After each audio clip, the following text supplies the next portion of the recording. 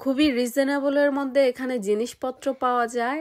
আর আমার একটা finger ring আর bracelet পছন্দ হয়েছিল খুবই রিজনেবলের মধ্যে। যদিও আমার নেওয়ার কোনো ইচ্ছা ছিল না, বাট আমি দেখছিলাম আর আমাকে যে দোকানদার উনি আমাকে জিজ্ঞেস করছিল যে কোনো কিছু পছন্দ হয়েছে কিনা, তুমি এখান থেকে কেনাকাটা করবে কিনা। তো আমি বললাম যে আমি দেখছি। তো পরে আমার একটা ব্রেসলেটের আমি প্রাইস জিজ্ঞেস করলাম, আমার কাছে বলল 10 পাউন্ড। তো আমার কোনোই নেওয়ার ইচ্ছা ছিল না, এর জন্য বলেছিলাম 5 পাউন্ড। তো আমাকে বললো যে তুমি রেখে দাও। তো আমি রেখে চলে আসছি আর একটু ভিডিও করে দেন একটু ঘোরাঘুরি করে দেন বাসায় চলে গেছি, কারণ কোনো কিছু কেনারও কোনো ইচ্ছে ছিল না। কারণ আমি কিছুদিন আগে অনেক কিছু কেনাকাটা করেছি গ্রিন স্ট্রিট থেকে। প্রায় অনেক মাস পরে আমি এই কুইন্স মার্কেটে আসলাম। মাঝে মাঝে এরকম ঘোরাঘুরি করতে এমনিই ভালো লাগে। অনেক চিপ প্রাইসে এখানে অনেক কিছু পাওয়া যায়। আর এই ব্রেসলেট ফিঙ্গার রিং গুলো অনেক বেশি ভালো লাগে আমার কাছে। আর বিশেষ করে ফিঙ্গার রিং, ব্রেসলাইট, এগুলা চুড়ি এগুলা পরা হয় আমার অনেক বেশি, এর জন্য কেনাও হয় অনেক বেশি।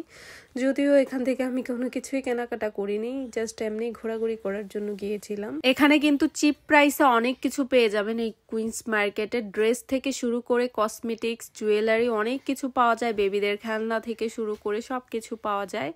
আর খুবই রিজনেবলের মধ্যে জিনিসপত্র পাওয়া যায়। তো আমি বাসায় চলে আসি। দেন আমার যেহেতু অনেক বাসায় কাজ আছে, যেহেতু রান্না বাড়া থাকলে সেদিন কিন্তু অনেক বেশি কাজ থাকে।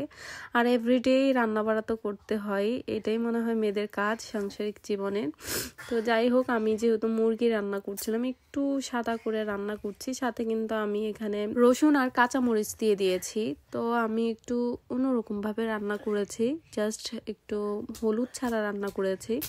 এখানে বেশি মশলা ব্যবহার করিনি, জাস্ট আমি রোস্টের অল্প পরিমাণে মশলা দিয়েছিলাম আর অল্প পরিমাণে জিরা পাউডার, ধনে পাউডার, সাথে দিয়েছিলাম হাফ টেবিল স্পুনের থেকেও কম মনে হয় আমি গুঁড়া মরিচ দিয়েছিলাম এখানে। আর খুবই মজা হয়েছিল, যেহেতু এভাবে বেবিরা অনেক বেশি পছন্দ করে বাচ্চারা, এই জন্য রান্না করে দিয়েছি। আর এখানে টুকিটাকি বাজার করে নিয়ে এসেছে, সবজি, মিল্ক ছিল আর ধনে পাতা নিয়ে আসবেই। আমি যদি নাও বলে দেই, ধনে পাতাটা মনে থাকবে ওর। আমি সব সবজির কথা বললেও কিন্তু ধনে পাতার কথা বলি না, তো ওর সব সময় মনে থাকে। আর কিছু আনুক বা না আনুক, ধনে পাতাটা ঠিকই নিয়ে আসবে। টমেটো, সরিষা শাক, পালং শাক, কারণ আমার শাক পাতা অনেক বেশি ভালো লাগে, বিশেষ করে শীতের দিনে, তো এর জন্য নিয়ে আসছে। আর এখানে দেখতে পাচ্ছেন বাদাম, পেশনাট বাদাম। তো এগুলো আমি যেহেতু ব্লেন্ড করব, এর জন্য পানি দিয়ে ধুয়ে পরিষ্কার করে নেব। আর বাদাম কিন্তু এমনিও খাওয়া যায়, এমনিও ভালো লাগে, আর কিছু তৈরি করলে সেটাও কিন্তু বেশি ভালো লাগে। এখানে আমি দান সেমাই রান্না করছি, এগুলা কিন্তু আমি দেশ থেকে নিয়ে আসছি। আর বয়েস দিতে বসলে কিন্তু সাথে বাচ্চারাও থাকে, এর জন্য মাঝে মাঝে শব্দ শোনা যায় বাচ্চাদের, তো কেউ কিছু মনে করবেন না। এখানে আমি দান সেমাই রান্না করেছি গুড় দিয়ে।